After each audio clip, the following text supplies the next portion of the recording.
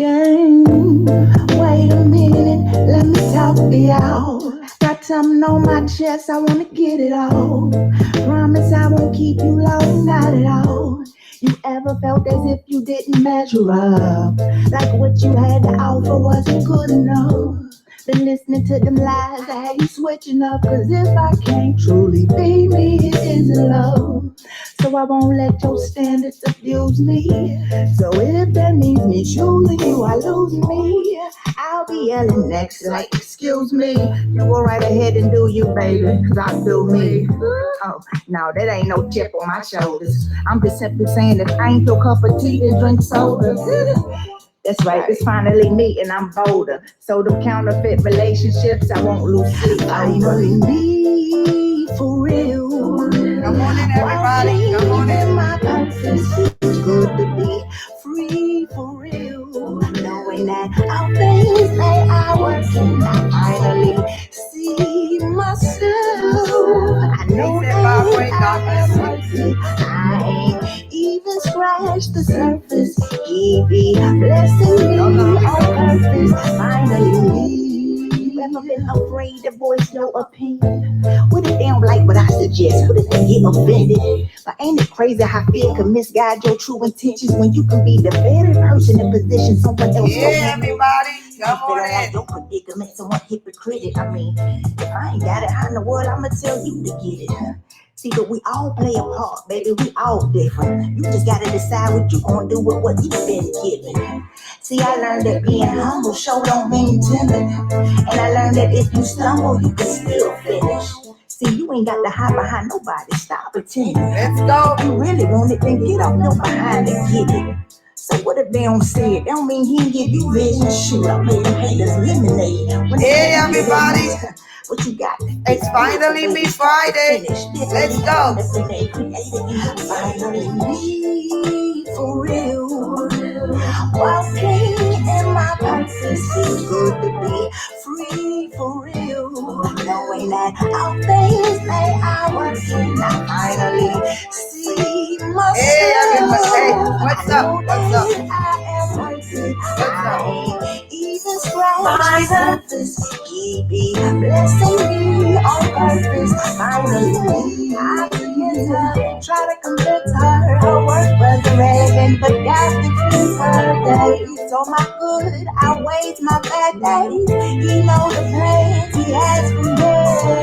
I won't let nothing get in my way. I gotta go get it, gotta go get it, yeah. Gotta go get it, gotta go get it, yeah. Gotta go get it, gotta go get it, yeah. Gotta go get it, gotta go get it, yeah. Gotta go get it, gotta go get it, yeah.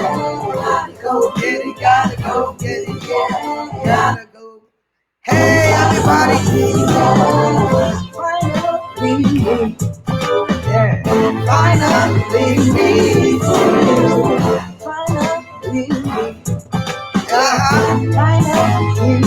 Let's go, let's go. It's finally me Friday. It's finally me Friday. Let's go. Let's go, let's go. Hey, everybody. Thanks so very much, so very much for joining us. Hey, everybody, thanks so very much for joining us for Finally Me on Friday. Thank y'all so very much. Hey, how was your day? How was your day? How was your week? How was your day and how was your week? Let us know how your day and your week was. All right, I see all of you guys checking in. It's Friday. It's finally me on Friday, and I'm so glad and so delighted that you guys decided to tune in to check us out on Finally Me for Real on Friday. As you guys seen, I'm blowing up my studio, so I got all of the gadgets, everything. I'm not leaving my house till 2023. For real, for real, for real. 2023. That's when I'm leaving the house until this COVID-19 totally leaves the place. But in the meantime, hey, I believe that this is our winning season and our winning year. It's our winning season and our winning year. Just a couple of announcements before I introduce you guys to our guest on today. First of all, I want everybody, as we posting, as we sharing on social media, I want us to use the hashtag finally me, the number 4 real. Finally me, the number 4 real. All right, what's the hashtag? Give it back to me. The hashtag is finally me, the number 4 real. All right, okay. Then also let us know where you guys are checking in from. Let us know where you guys are checking in from. I see. All right. So it's finally me for real. That's the hashtag we want you guys to use. We want you to use, and that is going to help us. So make sure you use the hashtag finally me, the number 4 real. There you go. Y'all got it on IG. Y'all got it on Facebook, and I'm so excited about it. The other thing I want to encourage you guys is all of my products. Remember, all of my products is going to help us on the island of Trinidad and Tobago. So I just want y'all to use, check out this brand new t-shirt I have available in my store, and my store is Finally Me S-Wear. Finally Me S-Wear. All right, Finally Me S-Wear. You can get it in the store. Houston, Texas, good to see you. Mississippi, hey, Jamaica is in the house. Jamaica, guess what? My guest is from Jamaica. All the Jamaican, come on in, man. Come on in, come on in. All of the Jamaican, come on in. Y'all must have heard that I got a Jamaican in the house. Hopefully at the end, we're going to play some soca music, and we're going to get some soca going. All right, but in the meantime, check out my t-shirt. You can get it on finallymeswear.com, and that is, it is better to be 6 feet apart than to be 6 feet under. It's better to be 6 feet apart than to be 6 feet under. So check it out. It's going to be a joy to you guys. You are going to love it tremendously. All right, you're gonna like it real good. Finally Me is Finally Me is a movement to equip and empower everyone, but to particularly women, to be who they were authentically created to be. All right, and for many years I tried to be everything that I was not supposed to be, and then I finally realized that nobody can beat me being me. Oh, I gotta show y'all my Finally Me jacket. There's my Finally Me jacket. All right, there's my Finally Me jacket. That's dope, right? That's dope. And then there's the Finally Me. There's the Finally Me sweater. You can get the Finally Me sweater. And then I'm about to show y'all the Finally Me pants and the whole 9 yards. I'm telling y'all, I'm rocking this thing. Gucci ain't gonna have nothing on me when I come out of this. All right. I am a brand in of myself. But Finally Me is a movement to empower women in particular to be their authentic self. For many years, I tried to be everything but me, and I finally went through the journey of being finally me. And so on Friday at 5:30, we bring on somebody who is authentically themselves, who is real in who they are.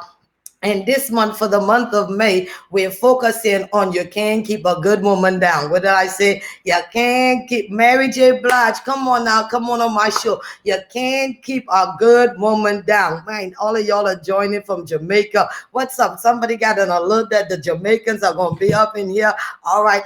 So you can't keep a good woman down. That's the focus of this entire month. Next month, we're gonna be focusing on you can't keep a good man down. And I'm so honored and delighted to have this amazing sister. She's been through the storm, through the fire, through the rain, and she has risen and she's rising.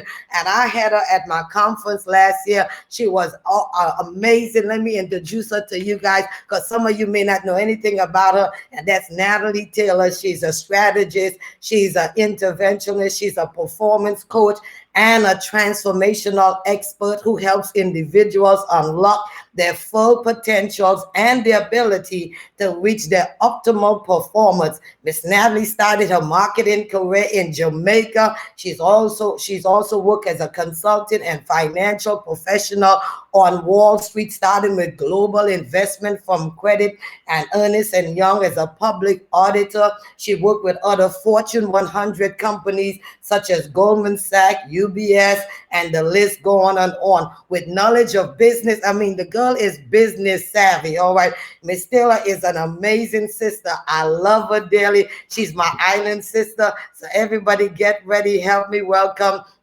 none other than Natalie Taylor.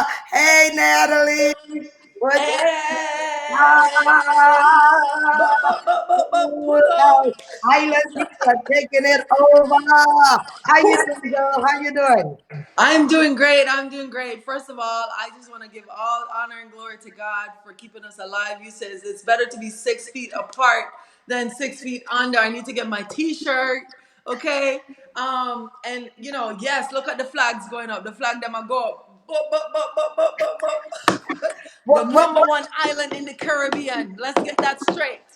what is going on with all these islands? Look at all these Jamaican people. Where is my Trini?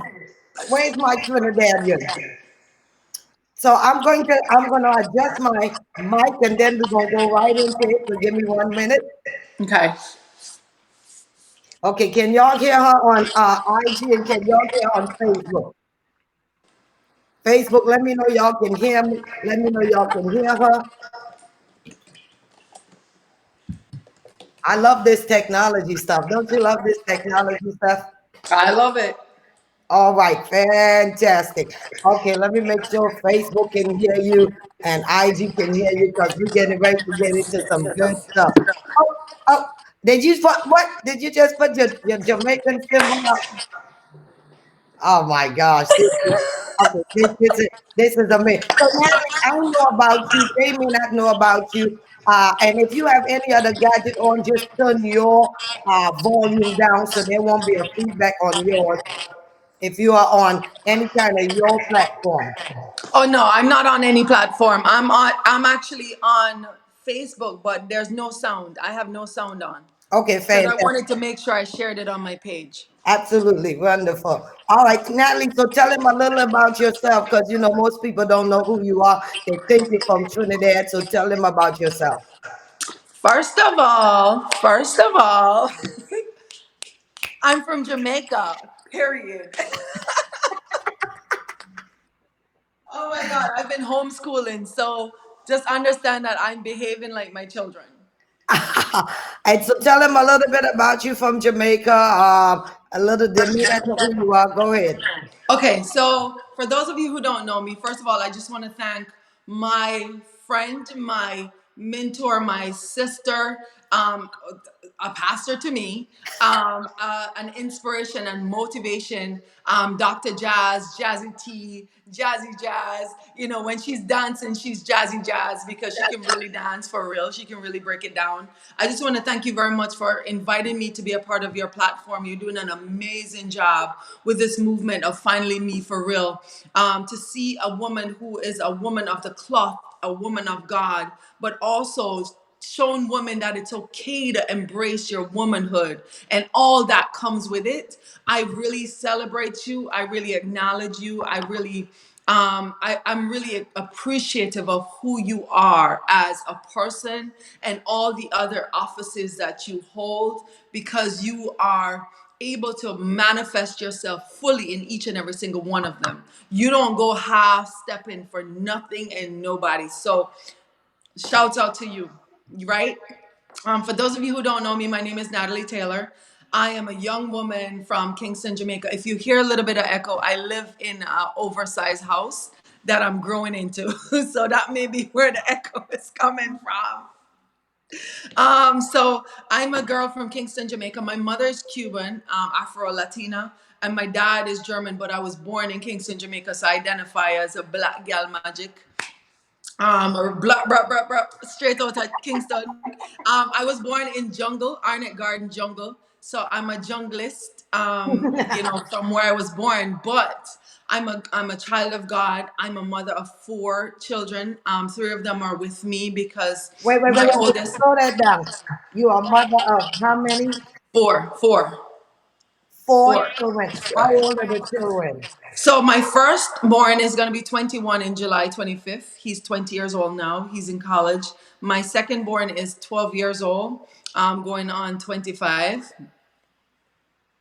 My third born is 9, and she's gonna be 10 in September. And my final child is 8 years old, and Lord God, him is another level.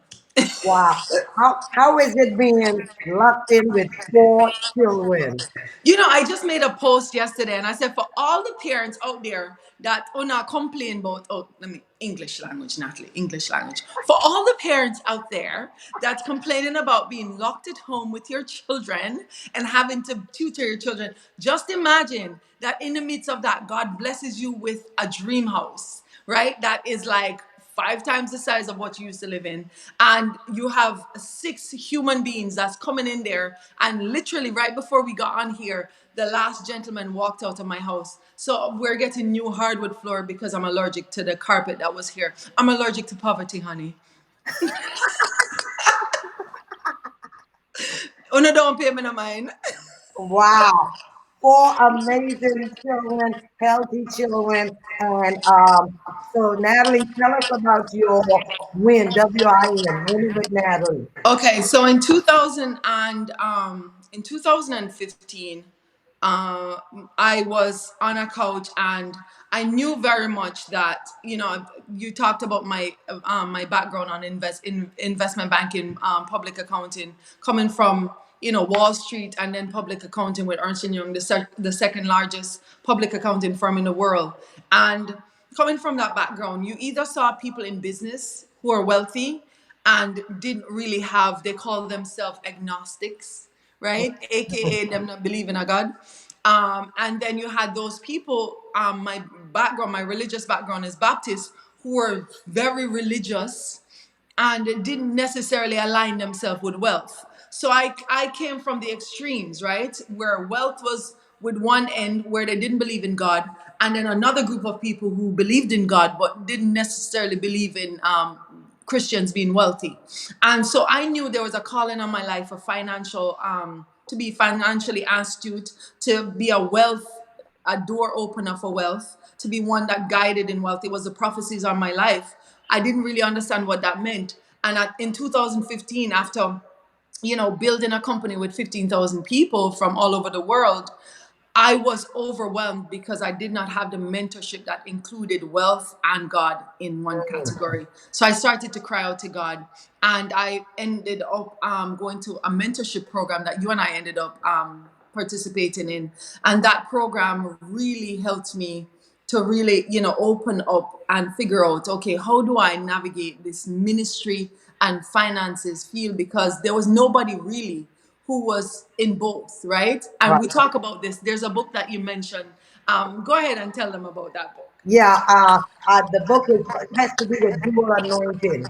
Has Right. dual anointing where you're in the marketplace and the ministry. And I'm sorry, everybody, because I know we're getting a feedback and I can't figure out where it is. So give me 1 minute. I'm not in anything. Okay, I want to make sure. Okay, boy, I can't stand when this feedback comes in. It's ministry and finance. You hear that echo in and out? No, for me it sounds clear for on my side because I'm only on the back end. I don't see the front end. Okay, how's everybody hearing? Let me make sure y'all hearing it. It may be me. Hold on, because I may have 99 gadgets. It can't because I have 99 things on. Hold on. It means my tech man is about to get fired. Uh oh. Uh oh. Yeah, Yeah. I have my Excel spreadsheets up and stuff, but I don't have any. Okay. So Natalie, I talked about this whole thing about making sure that you are in two worlds. where you are in ministry and marketing. Marketplace, right, Yeah, right. yeah, and how you function in both worlds. Okay, we can hear it. The feedback is only when you talk, Dr. Jazz. Okay, so Natalie, you tell them about it, and I'm gonna mute my phone. Okay, no problem. All right. So for me, as I said, in 2015, I realized there was a need to find a guidance between ministry and marketplace. That there's a thing that says, when the student is ready, the teacher appears. So the minute I realized that I couldn't choose, right? So before I got to the United States, I was in this religious based environment. When I got to the United States and you go through college, as you know, Mhm. you did ministerial degrees, but you still know, even in ministry, that there are people who are seriously in college trying to get us on an agnostic pathway where we don't believe in God, where we don't worship God, where we question everything about God. Right, And it's good to question, but it's also good to have your own relationship. So when I had gone through my career in finance, what I found was the people who were wealthy did not necessarily have a relationship with God, and the people who were solid Christians that I personally knew did not have a great relationship with finance. And God was calling me to have both. right. To be his daughter, to have a relationship with him, and to guide his people into financial wisdom. And it started with me. Even though I had the degrees, 3 degrees with different levels of things, personally, my finances was absolute crap. I didn't have the mindset for wealth. I had a lack mindset. So I was making, straight out of college, first degree, I was making about $77,000 a year, right? I was young 20s. This was a long time ago, right? And I was making $77,000 a year, after taxes and all. And the truth is, I don't need $77,000 a year. That's the lack mindset. I only need enough to pay my rent, enough to buy groceries, and I don't really do too much more than that. And so what I found myself doing was I was trying to sow my way into the lives of other people. Right. We go through rejection of not feeling like we're enough, I'm Mhm. not feeling like we belong, and what other brokenness the enemy uses for our finances. So as a result of that, I actually really fell into this hole of depression. Mhm. So most people on here, they're thinking, boy, Natalie, if I just made enough money, I wouldn't be where I'm at. I felt the same thing. And to be honest, Dr. Jazz, a few weeks ago, before I bought this house, I literally was in this place where I had to go and get my financial audit for something from Bank of America. And I pulled on 2 statements for 2 accounts that I no longer have. And can I be honest with your persons? This is finally me for real. The only reason Okay. why you're on this is because you're real. Okay, all right. So as long as them don't tell nobody else, me I go tell them something, but me don't want them tell nobody else. I I downloaded my statements, and Dr. Jazz, if I made $15,000 for the month, I only had $100, $200 at the end of the month. If I made $5,000 for the month, I only had. It's like no matter how much money I made, I ended up with the same amount of money at the end of the month, which was not much more. So I realized I really had a crisis. I had a lack mindset where I found my way out of my money. It wasn't that I was overspending. I was living on less than I needed, but I found a way to get rid of the rest of the money, or life found a way to do that. So God had to teach me principles and core values about that, because the truth is, when God is about to do something amazing with us, he starts with on the inside first. And so he did that with me.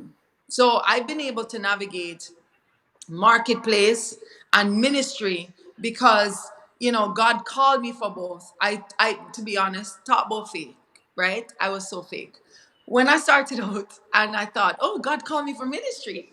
I'm gonna be a Christian girl. Me start wear the big frock, them, the big dresses. I'm sorry, my Jamaican accent coming out. It's because I'm talking to you and I'm used to using my patois accent with you. So I'm gonna start wear the big frock, them, the big dress, them. When you met me, like my dress was like all the way down to my ankle, and they were up to here, because that's what the church taught us, right? That we must be covered, we must be modest. But the thing is, God took me to a place where, of course, yes, we must be modest, but He took me to a place where He said, "You're looking on the outward appearance." And we remember that conversation that He has with Samuel, where He talks about man looks on the outward appearance, but I look on the inward. And what God did with me in 2016 was to show me that I can always dress up the outward, but on the inside, I was rotten. On the inside, I didn't Mm. believe in myself. We talk about we're made in the image and likeness of God. We don't really see ourselves as being in the image and likeness of God because we oftentimes hate ourselves. And that's why we're haters to other people. That's why we're so bitter. That's why we're so mean-spirited. That's why we're so spiteful. So for me, I didn't have outward spitefulness, but I had inward spitefulness, right? Mm. I would always get in relationships with and business relationships with people, and we talk about cycles that would go through cycles, and once we get to the cycle, it would break.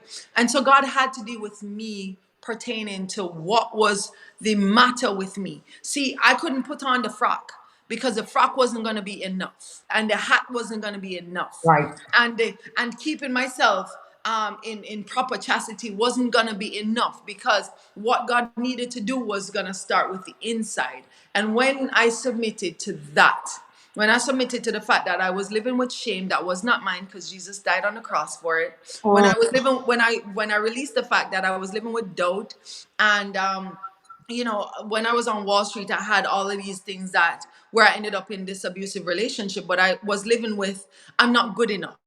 The imposter syndrome. And I know some of your followers on here, God is calling them to hire, but they're thinking, but I don't have a degree and I don't have the experience and I don't have the this. And when I was getting ready, Dr. Jazz, what the Holy Spirit said to me when I was putting on my little basic makeup, because I'm not really a makeup artist. What the Holy Spirit said to me is, there are a lot of persons that right now may have lost their job and they're praying for God to give them a job, and God has delivered them from a job and He's delivered them a business plan. Oh, that's so powerful. Yeah, because people looking for a job when this is a game changer. And we're sorry for the connection. I'm working on it. But let's talk about being this season is a game changer, and how do you interpret that? Right. So what we are in right now is a game. You're talking about it, right? You're a game changer. You're talking about the fact that you wanted to have your own television show for such a long time. Well, here's the thing. Here's the thing, right? You are on, think about it. The other day with CNN host, he got COVID-19. He was in his basement and he was doing CNN show. What is his show have that your show does not have? Finally Me for Real has the equivalent of a CNN broadcaster. Right now, Fox is operating on the same basis, ABC is on the same basis. Everybody here has been sowing tithes, praying and fasting and asking God to, God, that worship song. They say, God, if you're going to do it, don't do it without me. Well, God is saying, I don't want to do it without you. I don't want to do it without you so much that I'm willing to disrupt your normal and put the world on halt so that you will have an opportunity to have an equal playing ground. You have the same Facebook, the same Instagram, the same Be Live, the same platforms that everybody has access to. What are you going to do with it? You always wanted to coach people. How are you going to use this opportunity? You always wanted to start a t-shirt line. What are you going to do? You wanted to write a book, but you didn't have time to write. Now you got all the time in the world. What are you going to do with it? This is when you've got to take your faith and move into the marketplace. Maybe right now you don't have the mindset to run a multi-million dollar corporation, but do you have the mindset to write a few pages per day of your book? Do you have the mindset to do the graphics for your t-shirt? Do you have the mindset to make a post on social media?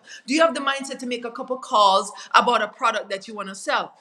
You have got to start somewhere, because you're looking at someone who possess things that 3 years ago I didn't have the mindset to possess, but I did the small steps. See, everybody think on at the end of the last year, the 31st, that they're gonna just snap their finger, new year, new me, and all of a sudden in the new year it's gonna, no baby girl, no baby girl, baby girl, you're gonna have to get it together. You are on it. Natalie, many people see you and they think that you've never been down. Why would they think that? Let me get you the Yeah. facts. So when has been the most painful time in your life when you have been down? Wow. The most painful, it's hard to narrow it down to one because I had years. I had a cocktail. You ever hear about cocktail when they mix a couple things? I had years of pain. But I would say that the time that I had, the 2016 was my worst. It was my bottom of the bottom. I would say what a lot of people are experiencing in 2020 is nothing compared to my 2016.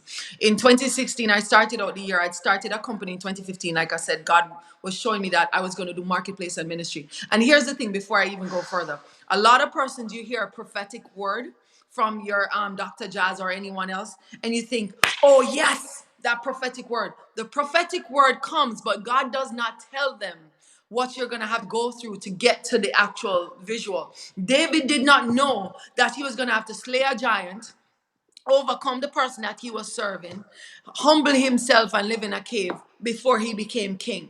And even when he became king, he didn't realize that he was going to have to slay his inner giant and his inner desires to humble himself and watch the loss of a son so that he could birth a king of nations, right? So understand that when God comes in your life to and tells you that this is what's going to happen, be prepared that you're going to have to go on a journey. So 2016 was my journey in year. 2016, I got my dream home and lost it in 3 months. 2016, my first foster mom died after I got the dream home with the room on the first floor. So here's the thing. Before I move on, yesterday I was sitting in here and this is my office space, right? So I want to give you guys like, imagine I've been living in a room, and in my room, my bedroom was my office. This is my office space. It's not clean yet because we're just moving in, right? And you see my Peloton over there. So I've been living in, this used to be a whole bedroom for me, right? What I was living in before was a whole bedroom, right? And this is just a part of our house that we just moved into. That's just the dining area. This would have been my entire apartment, right? And what I'm trying to say is, in 2016, we got a dream house that was about this size, and we lost it in 3 months. And I remember crying out to God, and I said, God, why would you give me something that I've always prayed for, sowed seed for, paid my tithe and my offering for, and take it away from me? Because I did not know where I was going. See, if you stop where you are right now and you put a period and you close the chapter and you say that's the end of your book, you can call it failure.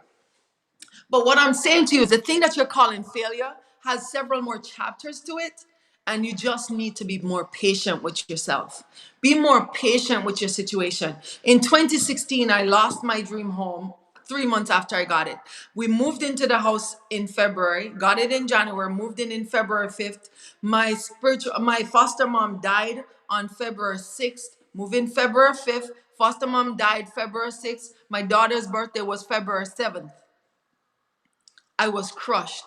I was devastated. I started getting, after I'd come over so much depression, I started to hear suicidal thoughts. Imagine living up in the hills of Jamaica, beautiful Jamaica, in this big mansion, overseeing the Caribbean Sea, and all you could think of was jump. Nobody don't want to see you. Jump.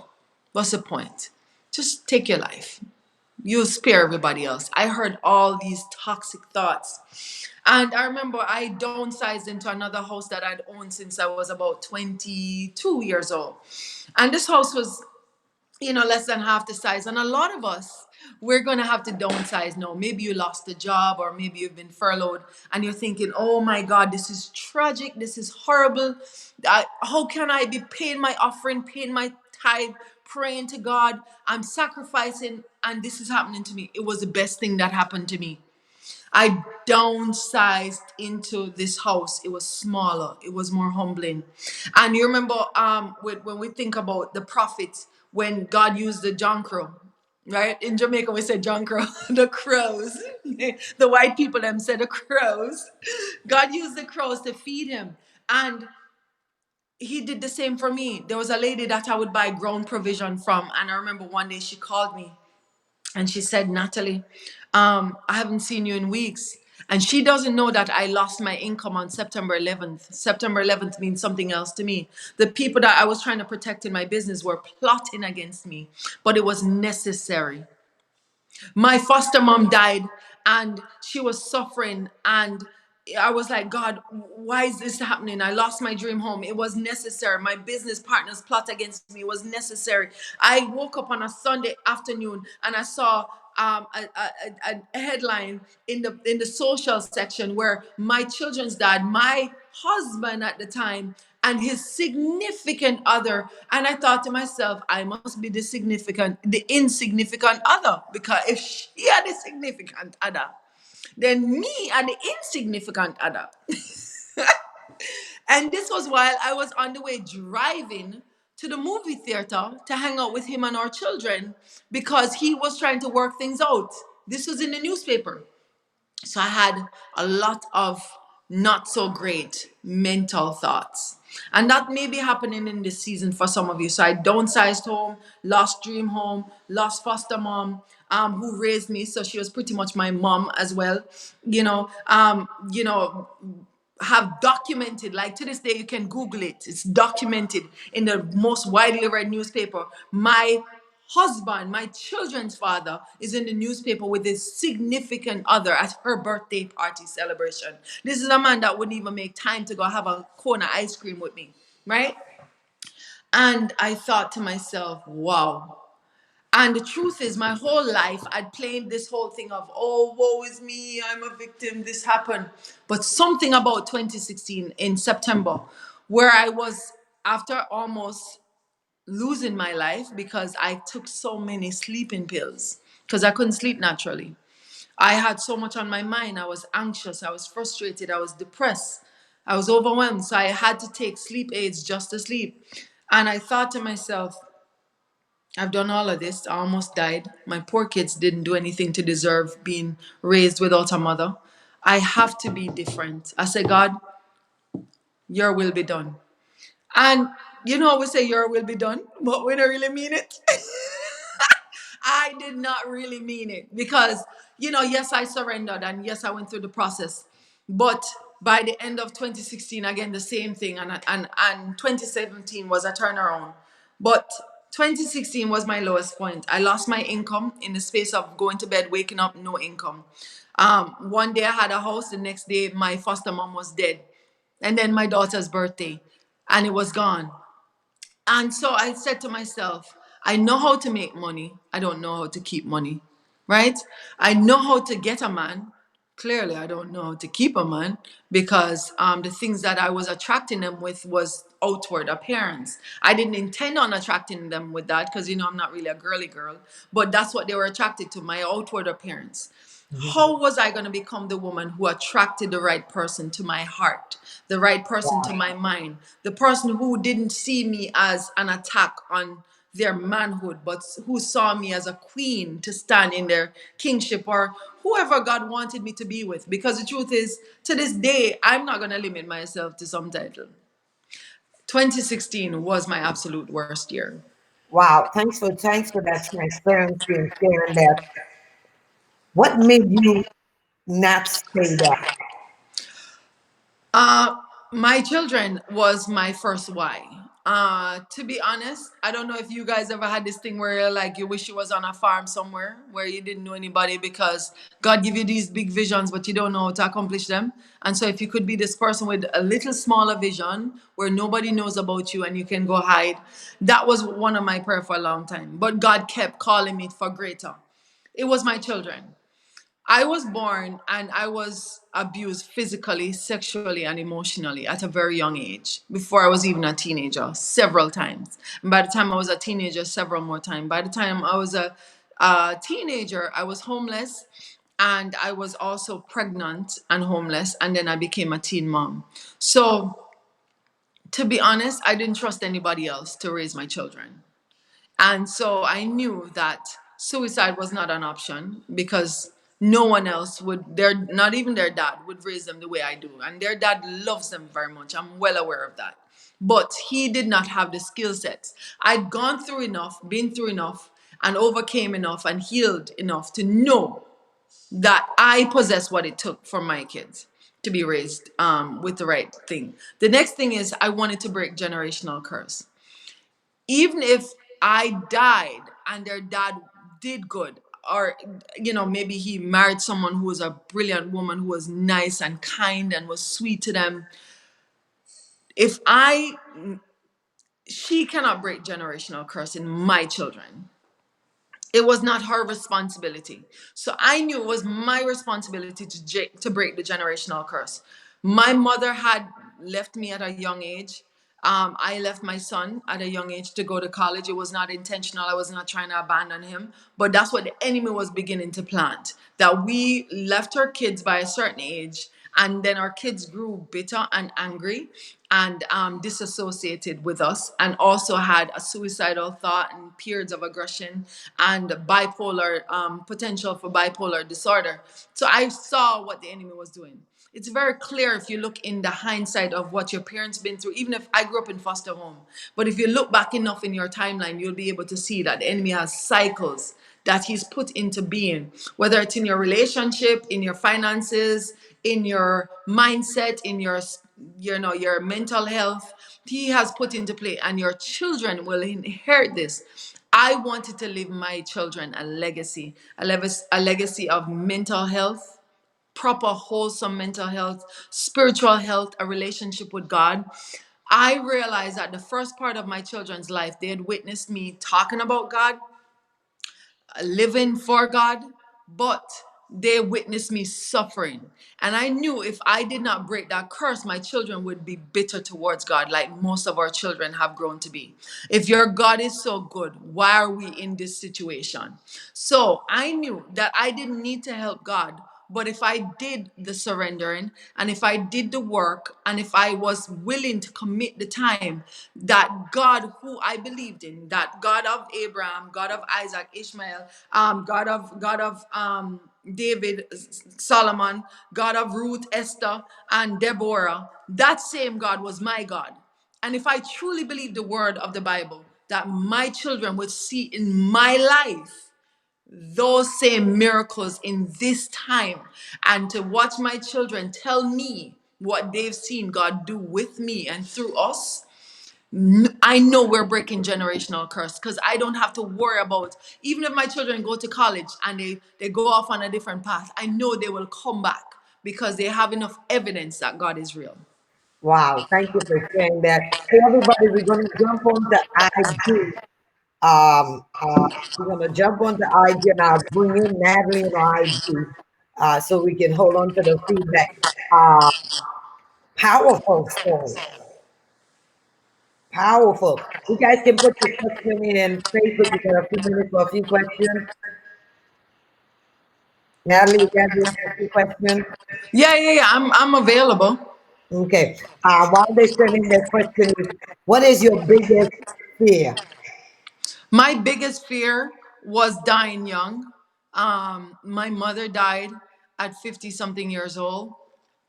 Very young. She died very young, and she didn't. My biggest fear was dying young with unfulfilled purpose and with not leaving enough evidence of success for my children to follow the blueprint.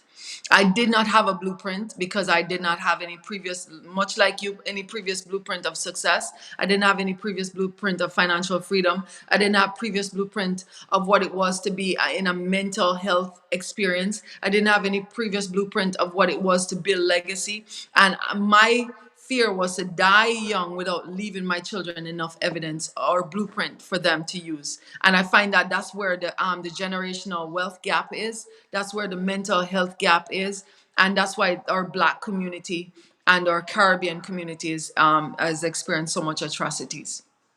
Hey, everybody, I'm interviewing Natalie Taylor. We're talking about you can't keep a good woman down, and she has been down, but she's on her way up. And so, Natalie, what is one thing you want to do before you die?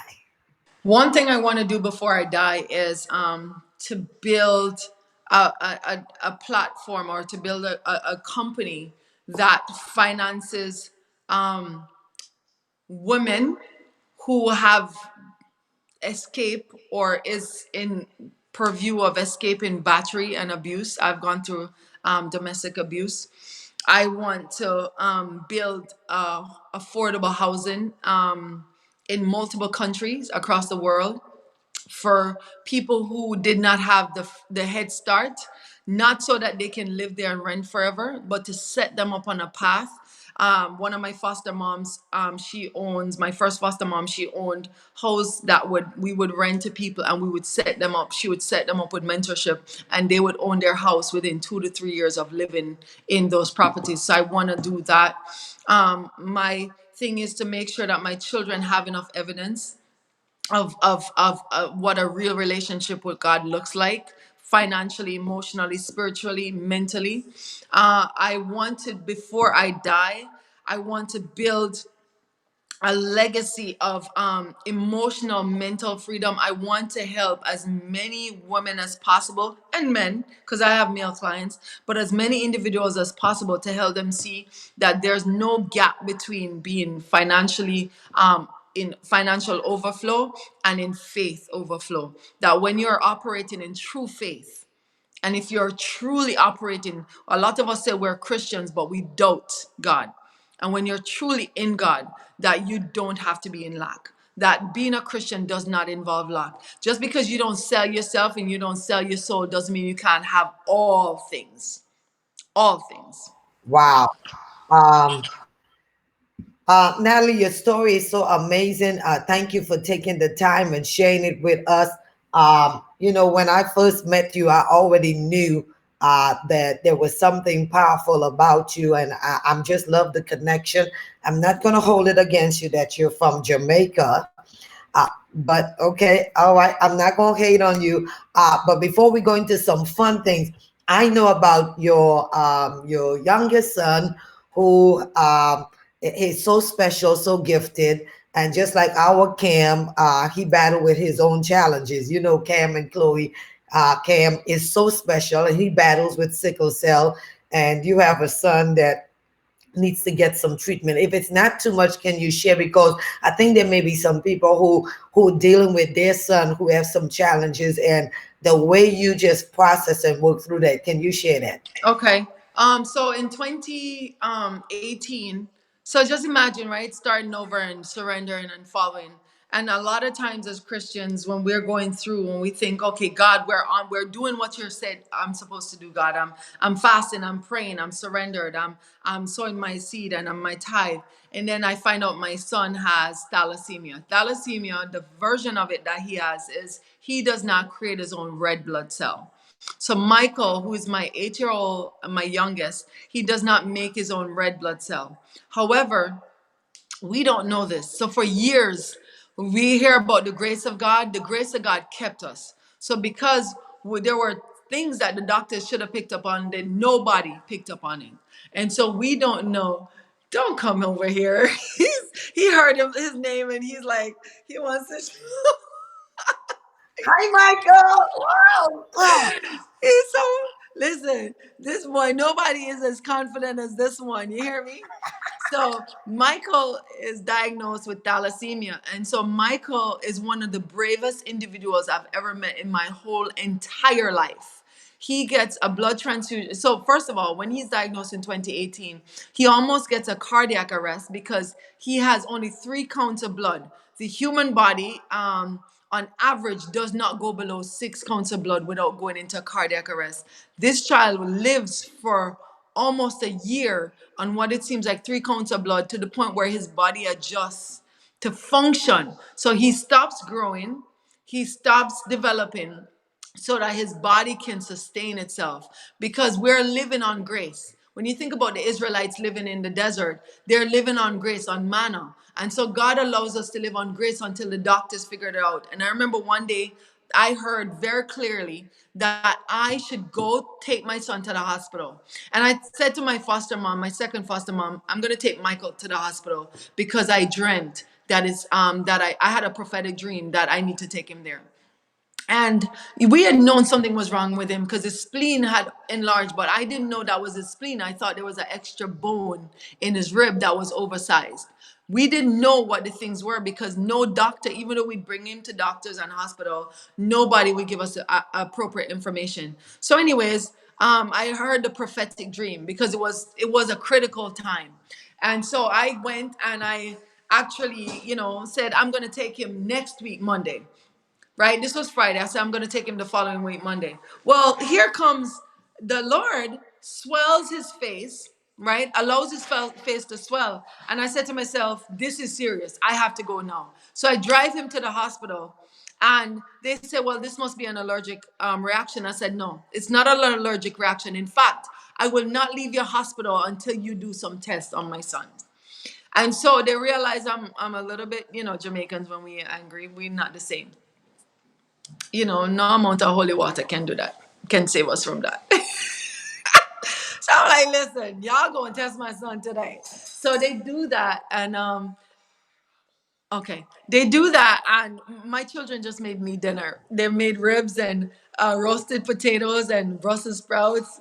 All right, Michael, let me finish. I wanna hug.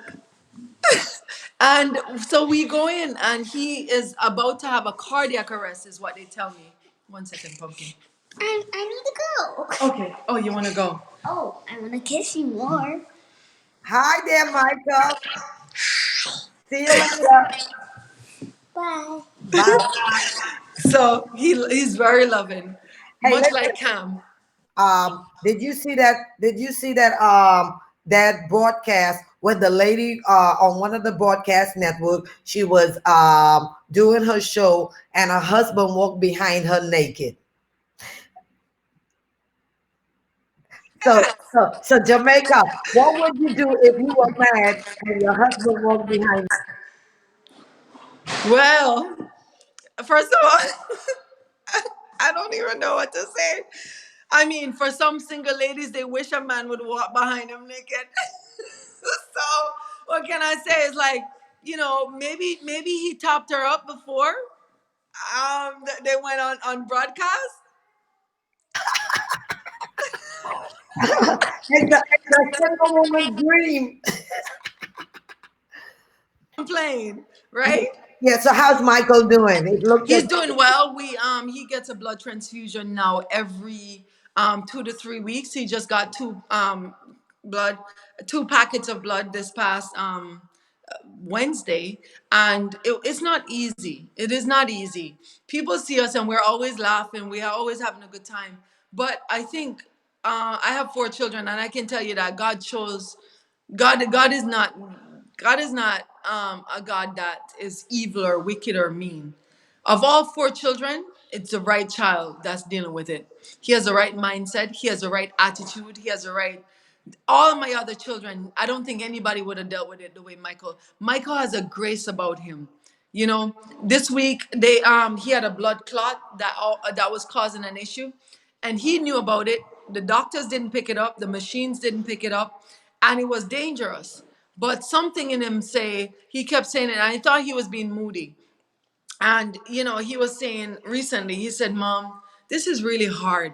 He says it to me. He says, Mom, it is really hard to have someone sticking you with needles every week and every other week. Because when we started out, they thought it was going to be 3 transfusions a year. My son has 2 to 3 transfusions a month since 2018. Oh God, And you are so on it because Cam has sickle cell, Chloe doesn't.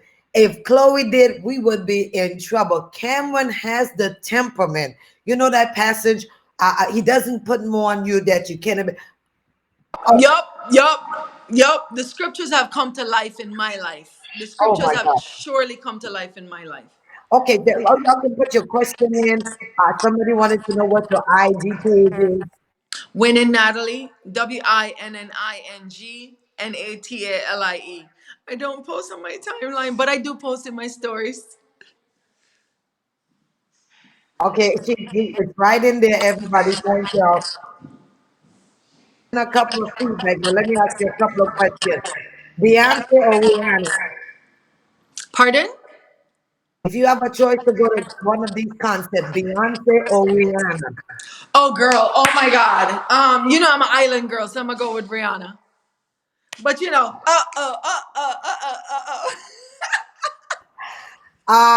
what is your favorite snack?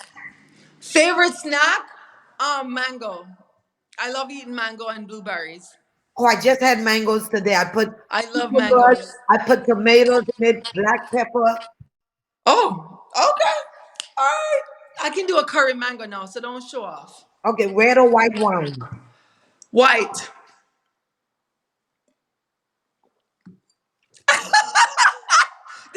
This is colored water. I ain't lying. Your favorite superhero. Oh, my favorite superhero. It used to be Wonder Woman, but now it's all the nurses and doctors and medical professionals. Yes, it used to be Wonder Woman, but now it's all the nurses, all the doctors, all the medical professionals out there. All the janitors, the grocery store attendants, the pharmacy attendants, the gas station attendants, the nurses, the doctors, all y'all essential workers. Y'all my superhero. But Uh, I love a Wonder Woman. You see her with that whip? Child. A girl can get down with a whip now. y'all can post your question in long hair or short hair. Girl, I don't like hair. But I'm just saying. I like short hair because it shows my facial structure. But if I had someone doing my hair for me, I would do long hair. But I love a short hair. Would you rather him wash dishes or rather do your toes? Would I rather what? Your man, wash dishes or do toes? Oh, girl, I saw somebody post their man doing their feet last night, and I was like, Jesus, add it to the list. Add it to the list. Add it to the list. Listen, he can massage my feet. Oh, damn. No, I can wash the dishes now. And rub my head. But if we're married, he might want to check in before he rub my head. Because if you rub my head, I'm gonna knock out. Every time I talk to you, you're always cooking. Your favorite food to cook. Every time I talk to you, give it to me. Anything because my kids make the menu for the week and I cook. So I love cooking I can cook anything. I can cook any traditional dish, Italian, Greece, Spanish, Chinese. Yeah, I love to cook. So my kids and I make the menu for the week and then I go grocery shopping and whatever they make, I cook. My kids love Jamaican food, but they can't eat it more than 2 days a week. I have to tell you something that's so funny. I cannot cook. First of all, I couldn't cook any Trinidad food. And you made burgers? But but yes, I remember that. But now I can cook three Trinidad dishes. I can cook hallelujah. I do rice and peas, and I'm doing saltfish and dumplings. All right, it's a start. You got breakfast and fast for the rest of the week. Yes. Okay. Any questions for Natalie? Not a question, but I love you, Natalie S. Taylor. Great way to end my evening. Aww, love you guys too. Reading all the comments, read all the comments. Can you see it in? No, I closed it out and I can't see it from here. Only on the back end. Okay, hold on.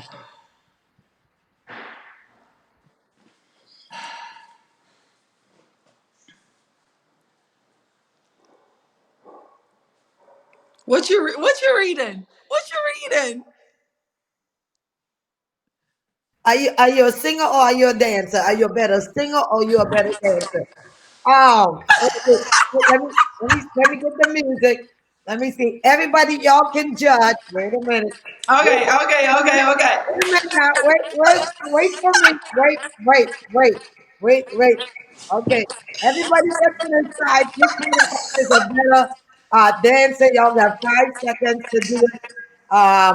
You said Rihanna is your girl? Rihanna, my girl. Beyonce is good too. Okay, But okay. we got to represent for the island. We got to stick together. I know. I mean, for real, for real. I mean, okay, okay, okay. Hold on. Any other questions? We get it out of here. Y'all know Facebook gonna shut me down as soon as I start singing. Last week, Facebook shut me down like crazy. Oh, wow. Yeah. And let me make sure I get all the questions. Natalie, what would you say to everybody before we leave in this season and time? Okay, before we leave, I would say we're on what you call an equal playing field. Everybody's playing the same game with the same tools, right? You don't stop overthinking it. Stop overthinking it. What I'm living in right now is pretty much what I've been visioning. We talk about Vision 2020.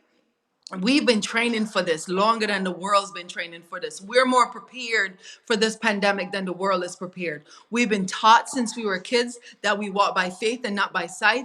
You cannot allow your environment to determine what you are going to see in this season. You can manifest much faster and much greater than anybody in the world. We've been trained for this.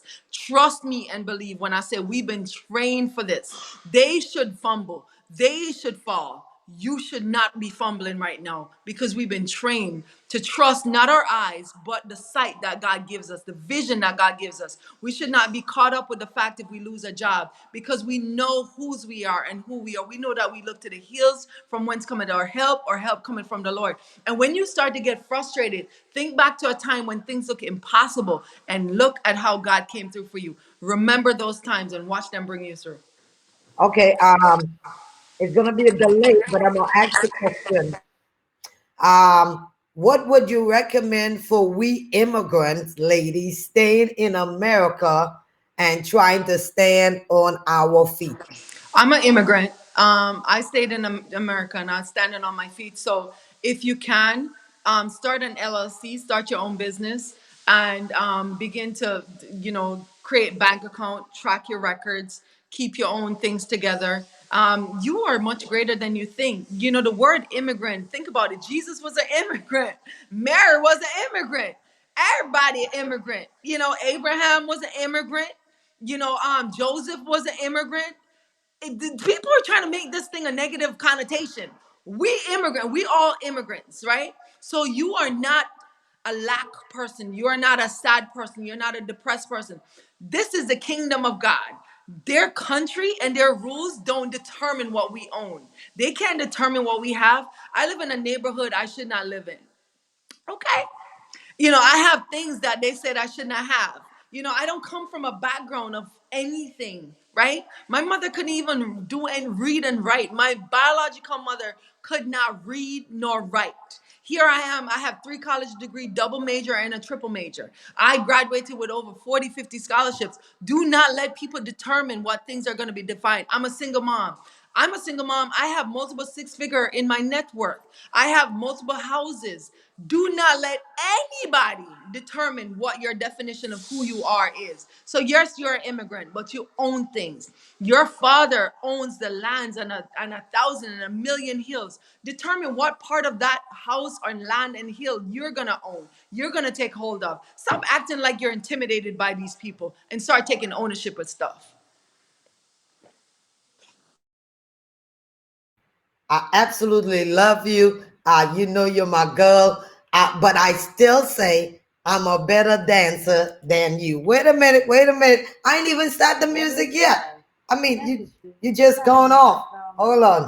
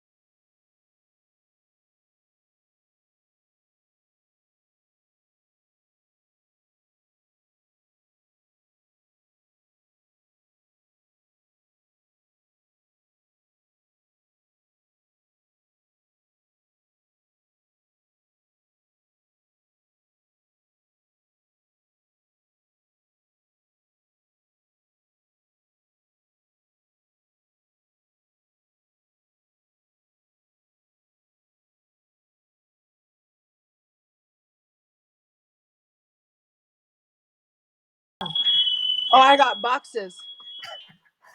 Okay, who won, y'all? Who won? Who won? And you know I won. Who You know I won? won. No. Who You won? know I won. Who won, y'all? You know I won. You No, bring no, in no, the votes. no. Don't George Bush this.